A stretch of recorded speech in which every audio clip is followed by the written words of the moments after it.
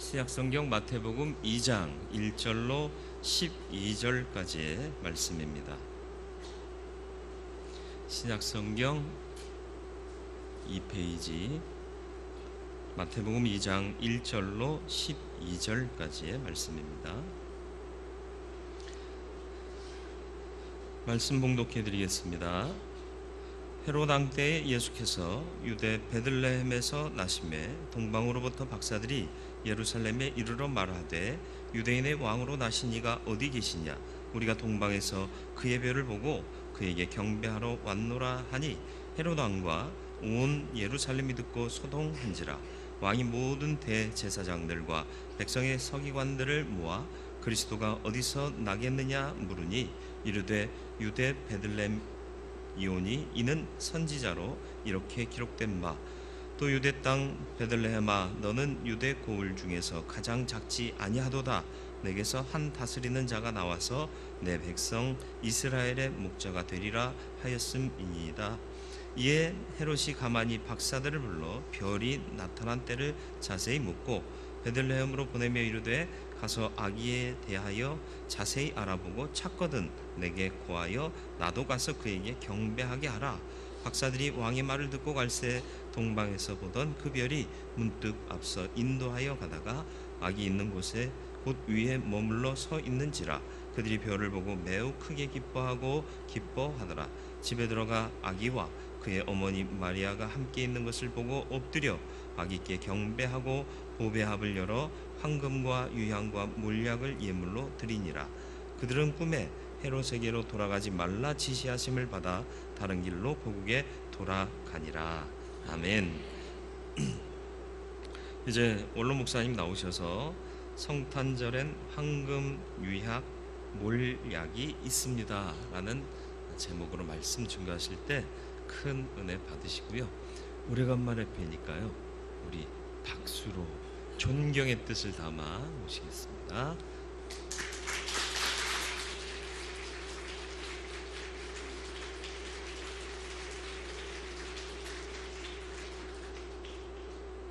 할렐루야.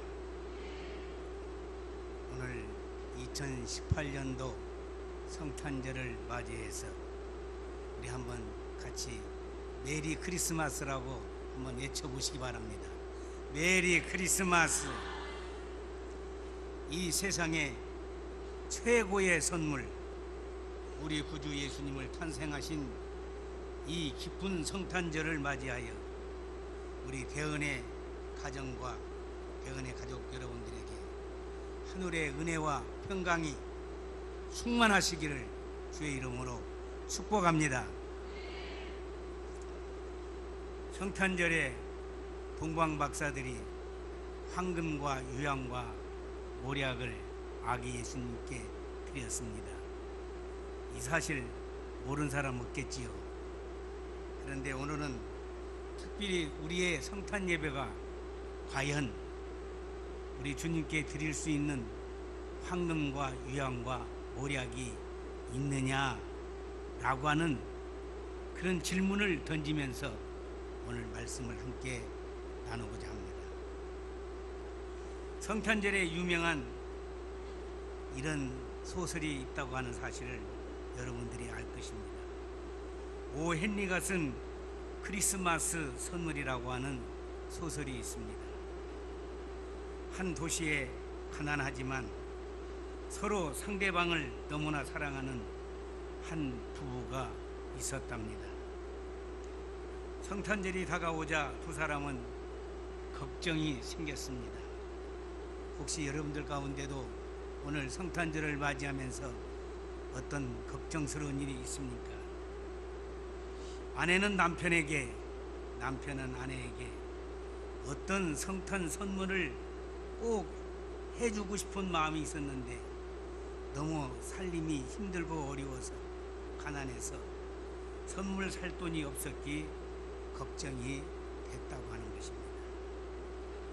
그럼에도 불구하고 남편은 아내의 아름다우고 긴 머리를 비킬 수 있는 머리빗을 사주기로 마음에 작정을 했답니다. 그래서 가장 자기가 아끼던 자기 시계를 팔기로 했습니다. 한편 아내는 남편이 시계줄이 낡아서 형편없는 것을 알고 좀 좋은 시계줄을 사가지고 이번 성탄절에 선물을 하기로 마음을 먹게 됐습니다. 그래서 아내는 돈을 마련하라고 긴 머리를 잘라버렸습니다. 성탄절이 되었습니다. 이 두 사람은 예수님의 성탄의 탄생을 축하하면서 서로에게 줄 선물을 내놓게 되었습니다. 그러나 남편이 아내에게 주려고 산 머리빗은 그만 소용이 없게 되었습니다. 아내의 머리는 짧게 잘라져서 머리를 빗을 수가 없게 되었다고 하는 것입니다. 그런데 남편도 마찬가지였습니다. 아내가 구입한 시계줄이 아무런 소용이 없게 됐다고 하는 이야기입니다. 그런데 그들 부부는 너무너무 행복했답니다. 그들이 각자 준비한 선물이 상대방에게 쓸모가 없는 그런 선물이 되었지만은 이미 서로 상대방의 마음을 충분히 읽을 수가 있었기 까닭에 그들 부부는 서로가 부둥켜 안고 행복의 눈물을 흘렸다는 것입니다. 저는 사실 2년 6개월 동안 괴산 바울교회라고 하는 교회에 매주일 가서 설교를 하고 있습니다. 금년에도 오늘 그 교회를 가야 되겠죠. 그런데 우리 서목사님이 저지난 주일에 수요일에 우리 중국 일동 연합 우리 목회자 모임이 있는데 거기 제가 늘 참석하고 있거든요. 그 모임은 우리 정 장로님이 부청장 출마하실 때에 우리 중국 일동에 있는 목사님들을 모아놓고 우리 장로님이 선거에 출마하는데 좀 여러분들이 좀 기도도 해주시고 그리고 적극적으로 운동을 해달라고 그렇게 부탁하기 위해서 만들어 놓은 말하자면 모임입니다. 그런데 지금까지도 계속되고 있고 저는 이미 교회에서 퇴직을 했지만은 은퇴를 했지만은 그 모임에 꼭 저를 나오라고 부탁을 합니다. 그래서 나오고 있습니다. 그런데 우리 표 목사님이 이번 크리스마스 때는 우리 교회 오셔서 설교를 해주셔야 되겠습니다. 이렇게 저한테 초청을 하시는 거예요. 그런데 옛날에는 설교를 제가 마음대로 했지만은 이제는 그렇게 못 됐습니다. 허락을 받아야 됩니다. 그래서 제가 계산교회 장로님한테 허락을 받아야 하고 또 목사님이 얘기하시니까 허락을 받은 것이고 그랬더니 우리 서목사님이 목사님은 이제 설교도 허락을 받아야 하고 앉는 것도 허락을 받아야 하고 그렇게 됐다고 얘기를 하더라고요. 그래서 가만히 생각해 보니까 저는 이제 허락받는 사람이다 이런 생각을 해봤어요. 제가 오늘 여러분들에게도 이 말씀을 전하게 된 것은 허락받은 것입니다. 얼마나 큰 축복을 받았습니까? 허락받는 것이 나쁜 것이 아니더라고요. 너무너무나 감격하고 감동스러운 거예요. 제가 43년 우리 2013년도에 이제 우리 교회에서 은퇴를 했지 않습니까? 그런데 어쩌면 하나님이 저에게 은혜를 부어주시고 우리 교회 장로님들과 성도들이 기도해 주셔서 건강할 뿐만 아니라 또 이렇게 먼 곳에 있지만은 괴산 바울교회 가서 말씀을 전하게 된 것 얼마나 감사한지 이게 다 하나님의 은혜이지만은 여러분이 늘 기도해 주시는 하나님의 은총이다 이렇게 생각을 합니다. 선물에는 의미가 있어야 되지 않습니까? 선물이란 주기에 즐겁고 받아서 필요한 것이어야 된다고 생각합니다. 그 사람에게 선물을 주려면은 그 사람에게 맞는 선물을 주어야 할 것입니다. 만일에 대통령을 맞이하는데 500원짜리 볼펜 하나 사가지고 대통령에게 줬다고 합시다. 그 대통령이 받을 때는 고맙다고 받겠지만은 어떻게 생각하겠습니까? 그 상상은 여러분들에게 맡기겠습니다. 100일 된 아이에게 이 다음에 틀림없이 필요한 것이라고 생각해서 신형 노트북을 선물로 하는 부모는 결코 있지 않을 것입니다. 소리나는 장난감이 가장 적당한 장난감이라고 선물이라고 생각합니다.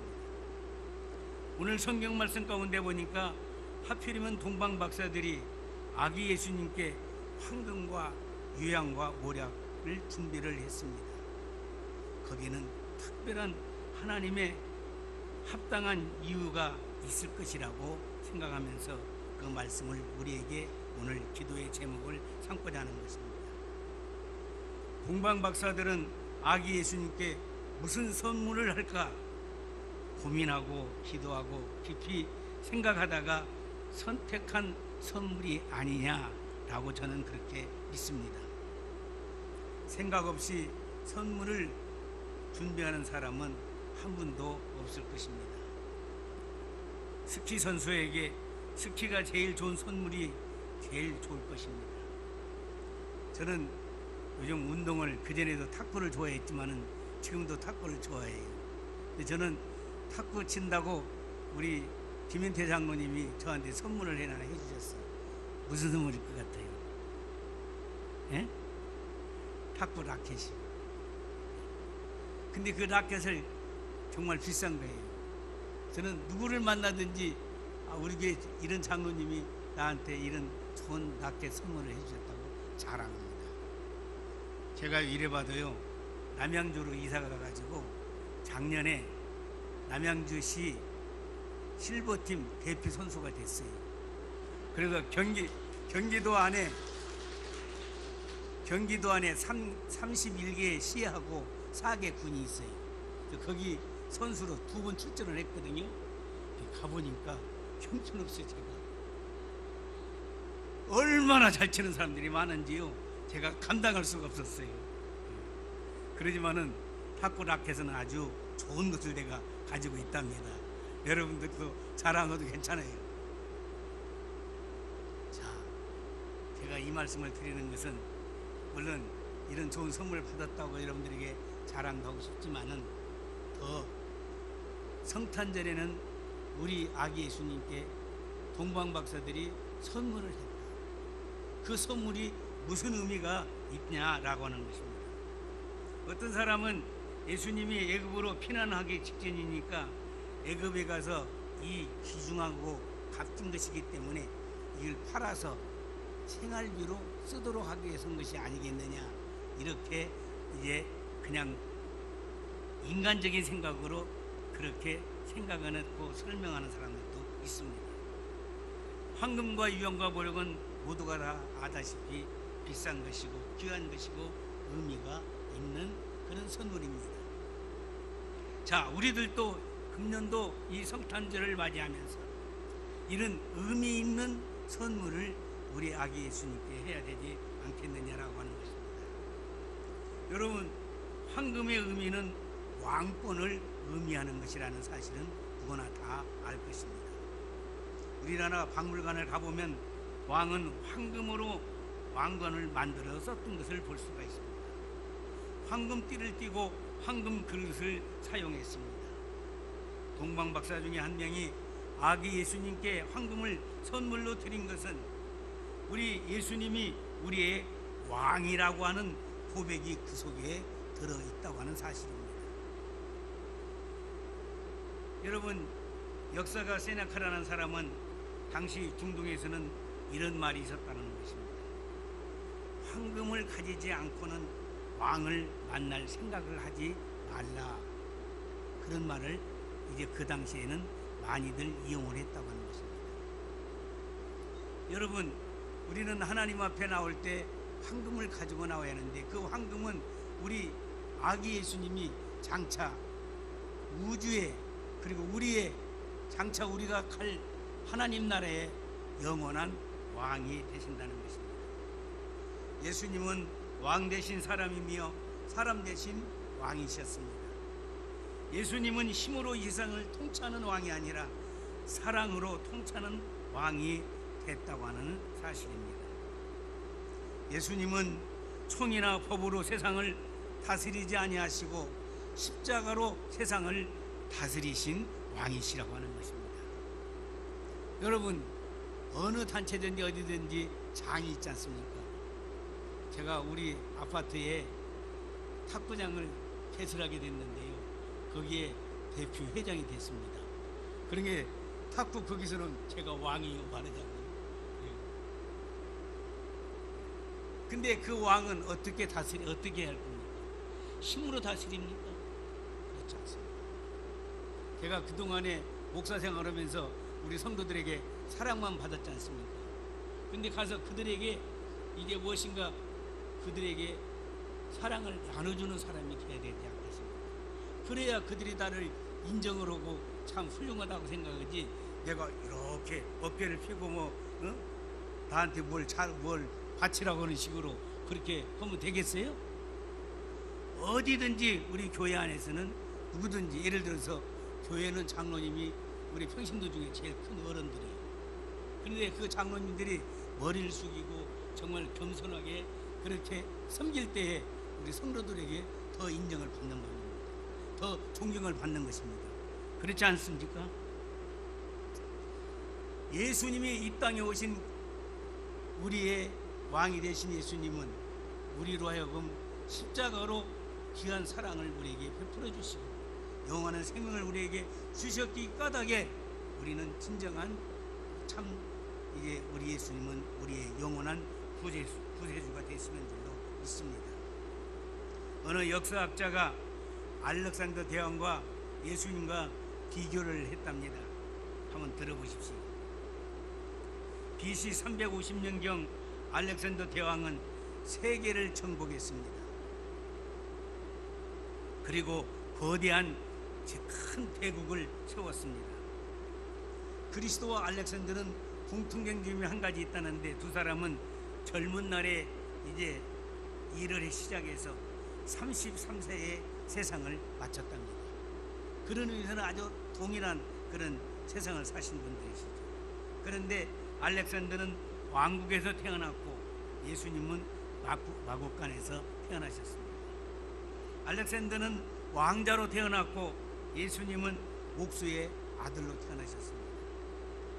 알렉산더는 왕자에서 고귀한 왕으로 죽었으며 예수님은 십자가에서 수많은 사람들에게 조롱을 받으시며 죽으셨습니다. 알렉산더는 자신의 소유를 위해서 수십만 명의 피를 흘렸는데 예수님은 전 인류를 위해서 자신의 피를 흘렸다고 하는 것입니다. 알렉산더는 영광의 바벨론에서 죽었으나 예수님은 수치의 갈보리산에서 죽으셨습니다. 알렉산더는 모든 왕국을 정복했지만은 예수님은 죽음을 정복하셨습니다. 알렉산더는 모든 사람을 노예로 만들었지만은 예수님은 모든 인간을 자유케 하셨습니다. 알렉산더는 역사를 만들었으나 예수는 역사를 변화시켰답니다.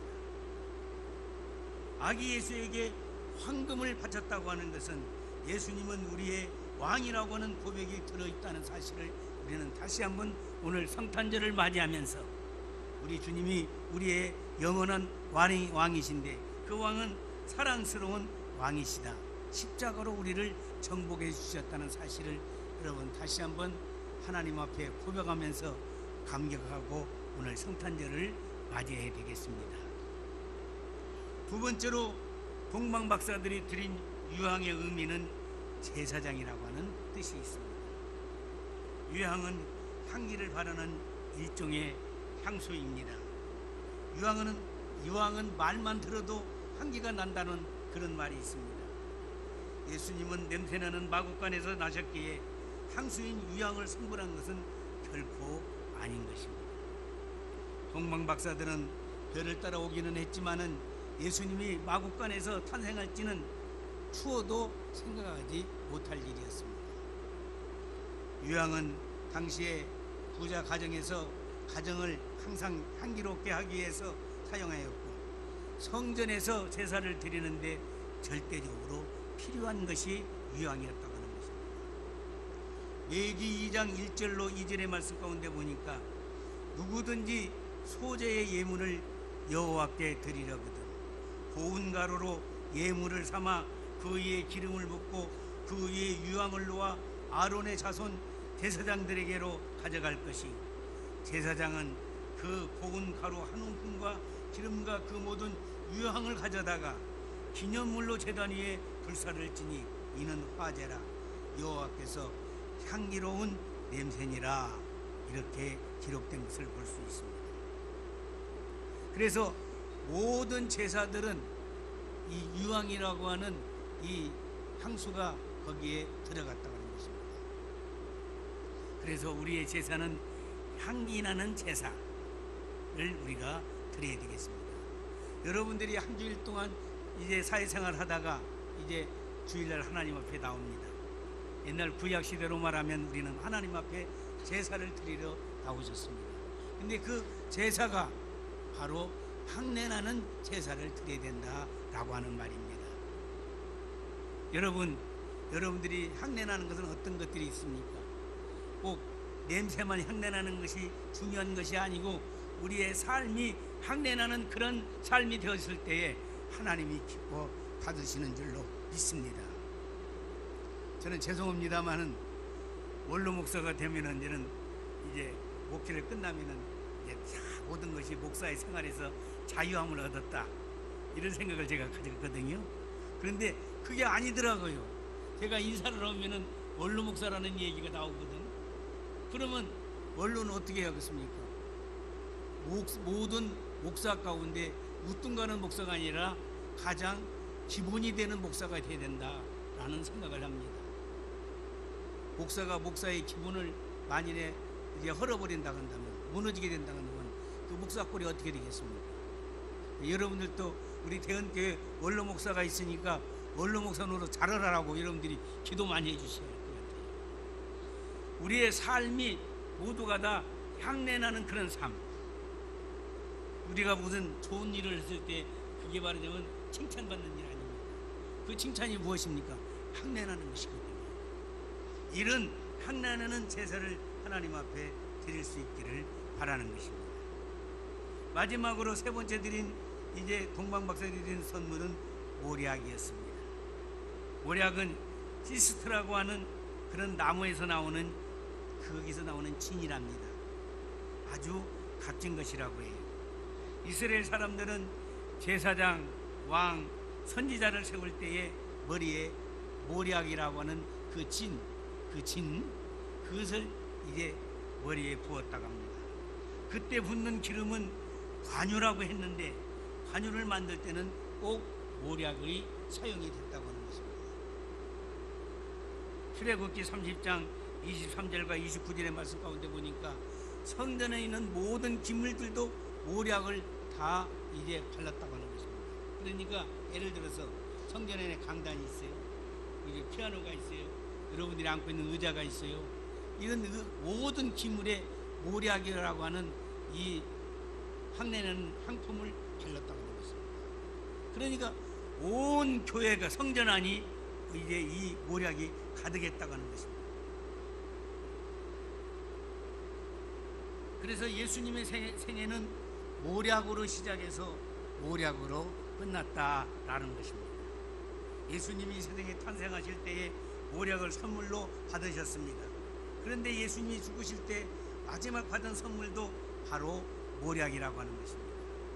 예수님이 세상을 떠나자 니고데모가 모략과 침향 100근쯤 가지고 와서 예수님의 시대에 팔렸다라고 성경은 기록되고 있습니다. 모략은 아주 귀한 침상에 뿌리고 정말 귀한 분의 몸에 바르기도 하고 하나님이 택하신 존귀한 자의 머리에 붓는 기름이 바로 모략이었다고 하는 것입니다. 그런데 메시아라고 하는 이름은 기름 부은 자라고 하는 그런 뜻이 있습니다. 그게 그리스도라고 하는 말입니다. 동방박사는 예수님을 메시아로 알았기에 모략을 드렸을까요? 아닙니다. 이런 것은 꿈에도 전혀 생각할 수가 없었던 것이었습니다. 그런데 분명한 것은 메시아가 붓는 기름이라는 것은 틀림이 없지 않습니까? 예수님이 이 땅에 태어나신 목적이 인간의 죄를 짊어지시고 죽기 위하여 이 땅에 오신 것입니다. 예수님은 죄값은 사망이기 때문에 죄값으로 죽을 인간들을 위해서 대신 죽으려 이 땅에 오신 분이시기 때문에 그토록 그 예수님이 별것 아니게 이 세상에 오셨다가 돌아가셨지만은 인류가 역사 가운데 예수님은 살아계셔서 우리에게 엄청난 많은 감격과 감동과 그리고 진리를 우리에게 던져주고 있다고 하는 사실인 것입니다. 예수님은 왕 중의 왕이십니다. 예수님은 제사장 중에 제사장이십니다. 예수님은 오직 한 분이신 우리를 위한 메시아가 되시는 줄로 믿습니다. 2018년도 성탄절을 기념하여 우리의 영혼을 선물하는 것이 가장 큰 선물이 아닐까라고 생각을 합니다. 우리 교회 내년도 이제 교회 표가 뭐예요? 강건하여 내 집을 채우자라고 우리가 지금 정했지 않습니까? 예수님은 이 땅에 오신 목적이 영혼을 구원하려 오셨다라고 하는 것입니다. 제가 이 설교를 준비하면서 어떤 교회는 성탄절에 12월 25일 아닙니까? 1225명을 전도하자 이렇게 결단을 하는 교회가 있었다는 것입니다. 자, 그것도 좋겠다. 근데 그건 너무 과한 것이죠. 분수에 맞게 우리가 모든 걸 하나님께 기도해야지 분수에 맞추면 안 되지 않습니까? 그래서 우리는 내년에는 우리 교회가 대가로 좀 이제 우리 교회가 성장되고 부흥됐으면 좋겠다. 아멘 하면 크게 여러분이 원하시면 아멘 하십시오. 감사합니다. 어떤 분이 입을 딱 다물고 있네. 자, 우리가 예수님이 이 땅에 오셔서 우리에게 황금과 유황과 모략을 이제 동방마술을 통해서 받으셨는데 거기에 가장 중요한 것은 우리 예수님이 오신 것은 바로 영혼을 얻기 위해서, 영혼을 얻기 위해서 대속물로 주시기 위해서 오셨다라고 하는 것입니다. 대속물이라고 하는 것은 대단히 중요한 말씀입니다. 마태복음 20장 28절을 보면 인자가 온 것은 섬김을 받으려 함이 아니요 도리어 섬기려 하고 자기 목숨을 많은 사람의 대속물로 주려 함이라 라고 하셨습니다. 여러분, 예수님이 이 땅에 오신 것은 이제 뭐라고요? 섬김을 받으려 함이 아니라 섬기려 왔고 자기 목숨을 많은 사람의 대속물로 주셨기 위해서 오셨다고 하셨습니다. 예수님이 이 땅에 오신 목적이 분명하셨습니다.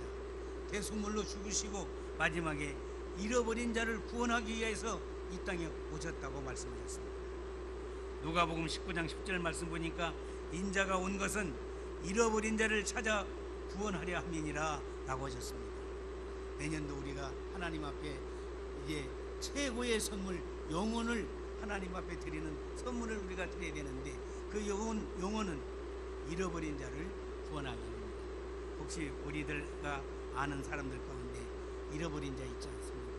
이런 사람들 우리가 하나님 앞에 꼭 이제 선물로 드릴 수 있는 아계수님께 이제 동방박사가 이제 황금 유황 모략을 드린 것처럼 우리도 그런 이제 진실한 마음을 가질 수 있기를 바랍니다.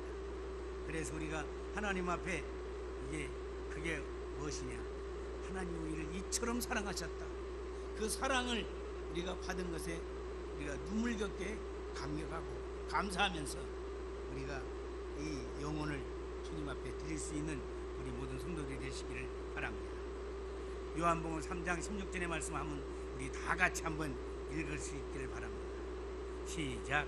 하나님이 세상을 이처럼 사랑하사 독생자를 주셨으니 누구든지 저를 믿으면 멸망하지 않고 영생을 얻으리라. 아멘.